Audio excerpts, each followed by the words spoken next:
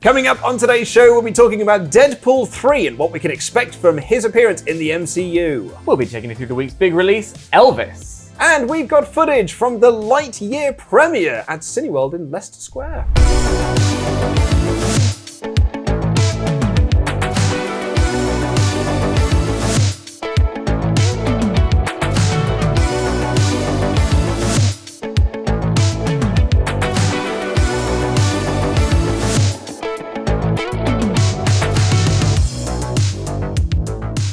Hello and welcome to What's On at Cineworld Cinemas. I am Luke Owen. And I ain't nothing but a hound dog. Dan Layton. Oh, because of Elvis. Themed. Yeah, I like it when you make them the themed, Well, as I opposed try. to themed to the thing that you watched the previous night. Anything I'm particularly thinking. I do walk around the flat sometimes just saying things to myself. At the moment, I'm just walking around going, 4 weeks! I also really, have you seen this Liam Payne interview that he did a little while ago? No. Like, I mean, you should, it's wonderful. Mm-hmm. But in it, he said, very clever, Jeffrey. I've been saying that to myself quite a lot as well. So, you know, How is you're living, lucky. How is living alone? Yeah. I'm fine. Right, okay, so Deadpool 3. We know Yeah. that it's going to be part of the MCU. It's not actually had a release date for it yet. It's just that there have been lots of chats amongst like Ryan Reynolds and the screenwriters Little and bit of Kevin buzz. Feige being like, look, we're going to do Deadpool 3. Yeah. Deadpool 3 is going to be part of the MCU. And notably, the first two were decidedly not. They were Yes. very not. They were a Fox movie. Yeah. They were part of the X-Men universe. But these are now, Deadpool is just going to be picked up from there, plonked down into the MCU. Because it's a character that you can do that with. Yeah. Because he is a movie character within a movie. Yeah. And he knows that. So you can just pluck him out of this universe, put him into this universe, and that kind of always makes Wink, wink, sense, nudge, right? nudge, job done. I suggest you don't think about these things and just try to enjoy yourself. That is exactly it, which actually does bring us on to the quote that Okay. we have had from the writers, Paul Wernick and Rhett Reese, who told Post Credit Podcast, "It's a wonderful opportunity for fish out of water. We love fish out of water. Deadpool is a lunatic at the center of a movie. To drop a lunatic into a very sane world, it's straight butter. It's going to be really fun."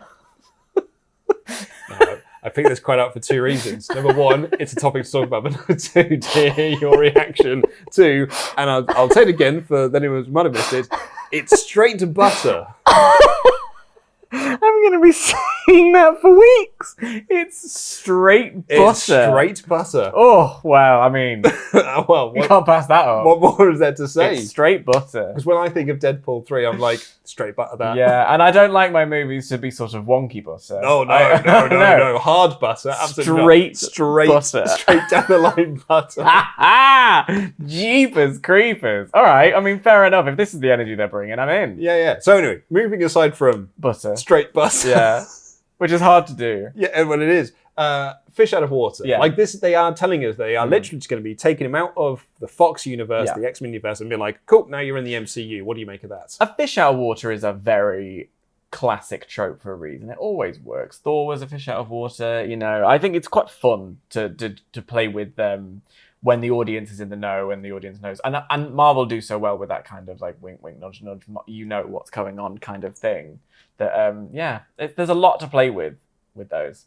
I'm into it. Particularly now because we've got all the Fox properties as well, which he has come from. So like, I think you can even make jokes of him going from one studio into another studio, having been bought. Like, you know what's make the plot of the movie is like, you've been bought by Disney. Yeah. And we're now putting you into a Disney poached. movie. And then Ryan Reynolds, and then Deadpool essentially trying to be Deadpool in a Disney movie.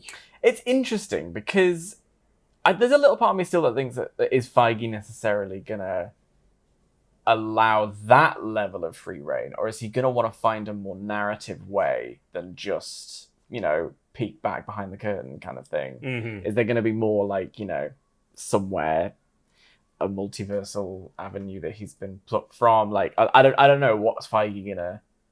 Which what way leash is he going to give them? Yeah, what is he just going to do? Like, no, this is the MCU. Yeah. We do things a different way around here. We do. So, like, you're going to make this a proper character and put him into a proper movie and Yeah. do this. Not like a proper movie to say that the others weren't. No, but but more like he does need to work within the narrative of the MCU. and not even in a homogenous way where you try and make everything all the same, because obviously there is, you know, a lot of difference within the MCU. You know, the upcoming Thor movie is going to have a different vibe to Doctor Strange, I feel.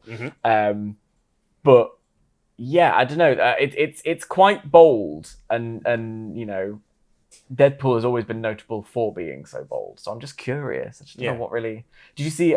Speaking of Thor, did you see that Chris Hemsworth in a chat with Ali Plum, my good friend Ali, was like, I might just stick around playing Thor for a while. I saw that. Piss off Hugh Jackman, like, because he's like 6 years out from the record at this point. He might as well, you know, you've come that far. Did you see Kevin Feige's response to this as well? Kevin Feige was just like, you know, there's lots of avenues that you could take the Thor character. Like, he's like, there's lots of Thor stories that we could do, as opposed to being like, look, Chris, I've already told you. Yeah.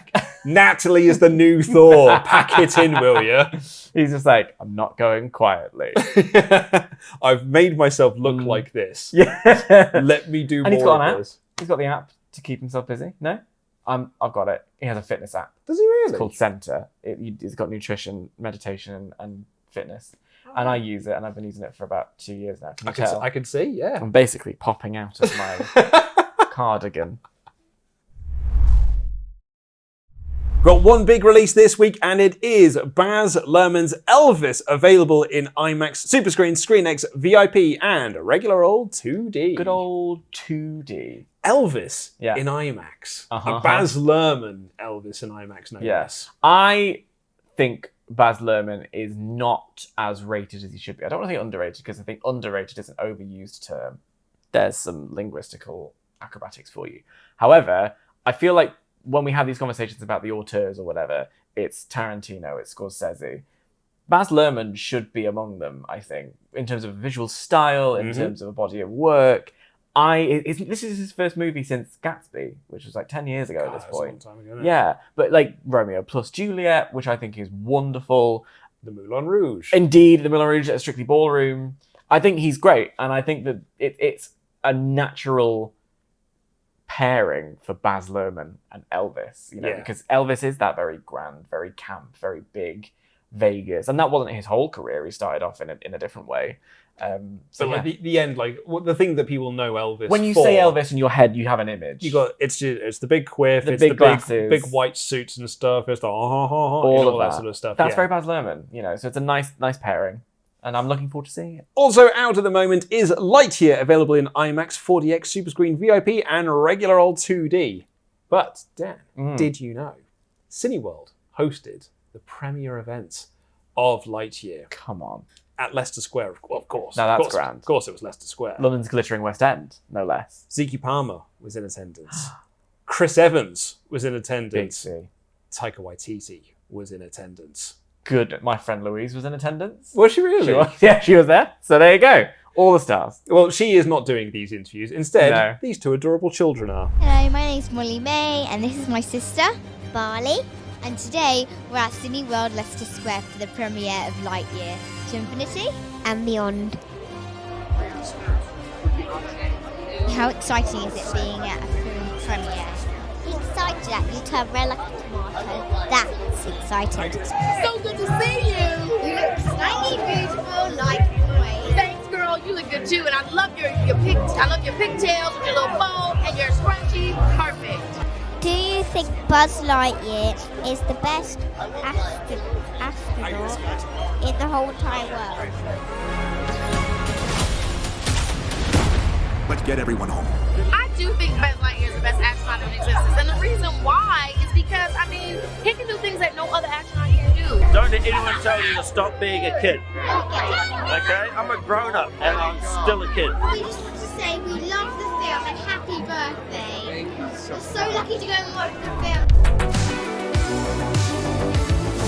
I mean, that looked like a lot of fun, didn't it? A good time. A good day out. Fun for all the family. Speaking of families, Dan. Oh, look at us go. So you can get a family ticket for Cineworld. Yeah. Right? You know, hey, I want to go to the cinema with my family. With the Cineworld family ticket, adults pay kids' prices. And that's all any of us really want from life, is to be children again. Yeah. Also out this week is Black Phone Jurassic World Dominion, available in IMAX, 4DX, Superscreen, and 2D. But Top Gun Maverick. Now, I'd say, hey, Top Gun Maverick, that's in cinemas, isn't it? Great movie. Great movie. Yeah. We all loved it. Good time.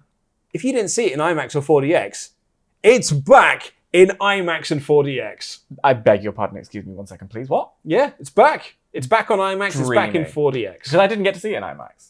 So I will probably have to nip out. I did see it in IMAX. You did? I did. It's worth it, isn't it? And it's really big. It's really worth it. Yeah. I would. If given the option, it was like, you're going to go see it again, I'd go see it. And we've had a few people say that they went to see Maverick and then they came back to see it in 4DX and were like, whoa. Like, there was a person who didn't really vibe with it, then saw it in 4DX and was like, no, actually, I've had a great time. This is a good time. So those are our options. But what's your pick of the week? I think my pick of the week is going to be Elvis this week. I think I am a Baz fan, a Lur fan. I didn't want that to come out of my mouth, but it did. So I'm gonna be feeling the Jailhouse rock. I won't be lonesome that night. And I'm looking forward to a little less conversation in the cinema and a little more action, please. So I would try to squeeze a few more in there, but I think you I've done as much as I can. You ended it on quite the high there. Yeah, I did. When I get in there, I'll kick off my blue suede shoes. Yep. I mean, you're too far now. I'm sorry. Of course, I think my pick of the week is Black Phone because horror movie and... Apparently Ethan Hawke is brilliant in it. That's what I've heard as well. Yeah. I haven't seen it yet, but I'm going to be seeing it this weekend and I absolutely cannot wait to check out because I've heard nothing but really good things about it. But if I can't pick Black Phone, I actually might pick Maverick. Because it's back. Because it's back. Yeah. I was trying to get Maverick back.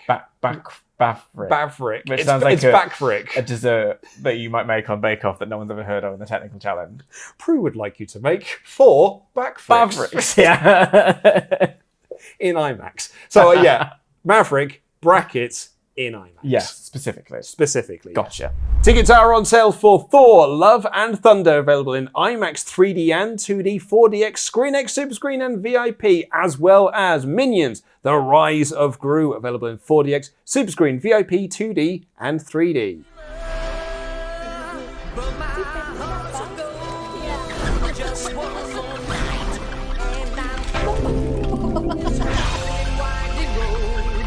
How are you riding so fast? You like the Minions, don't you? Who else talks that loud? I think that's Gru and his whistle. Oh no, he's still bad then, and he's young as well. He's the little man bad guy. He's climbing.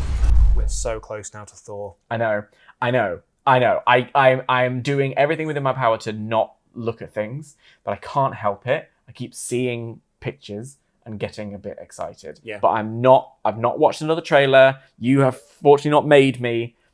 So we're all okay for the minute. And I'm just about okay. Yeah, I'm ready now. Yeah. Very ready. Yeah, so I'd like it ASAP. I want some Hemsworth washed all over me. I want some Portman in the mix as well. Mm-hmm. I want some Valkyrie Seth in the Thompson. mix. Yeah, Double T. absolutely. Yeah. I want some Taika Waititi. We have a group chat for when we go and we've had group chats for the whole pandemic of watching things together, specifically the Marvel movies. I know, I've got friends. 2 of them, can you believe? And currently it is the group chat's name is Thor 4 for its gore. I'm also going to quickly just put a bit of a shout out for Minions Rise of Gru. Okay. Because looking to entertain my little one, Mm-hmm. not that she really pays attention to much of these things, but I put on the Minions movies and Despicable Me, bright and colourful and all of this sort of stuff, right? They're actually really good. Listen, I'm a Minions apologist. I quite like them. But then they're funny. They're quite funny. They're all Buster Keaton, silent film kind of vibe. One of them says bottom, and it's genuinely very funny. I don't find bottom. I don't find What? bottoms and, You don't and trumps and all the rest very funny. Oh no, you don't think the farts Flatulence are is funny? never funny. Oh, that is so incorrect, Dan. No. Farts are always funny. No, this is where I think I might not be British because I don't find them funny at all. I hope that Minions: The Rise of Gru is 80% fart jokes, Just to get on my nerves. I won't be happy. I'll complain. and I will laugh at them, and I will laugh at them louder and louder with each one, and I will look at you as I laugh. And I at will them. leave the cinema and go and watch my high-class movies where they don't trump.